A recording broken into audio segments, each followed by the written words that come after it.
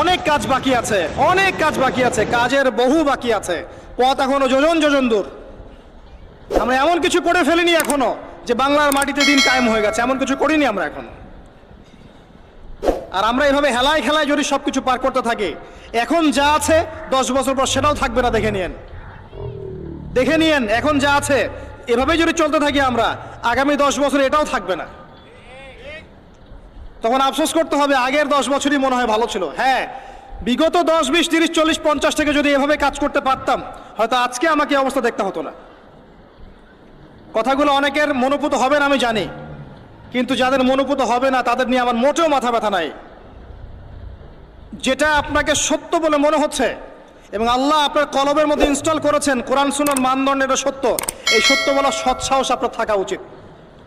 তার পক্ষে একজন মানুষ থাক আর 1 লাখ মানুষই থাক, যদি এমন কোনো কথা সত্য হয় যেটা কেউ বলেনি আগে, আপনার সাহস করা উচিত সেটা বলার জন্য।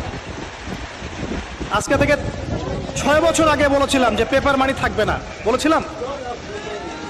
আগামী 10 বছরের মধ্যে দেখবেন ইনশাআল্লাহ তাআলা, ওয়াল্লাহু আ'লাম বছর কত, আগামী সময়গুলোতে দেখবেন পেপার মানি বলে কিচ্ছু থাকবে না। ডিজিট দিবেন, খালি ডিজিট।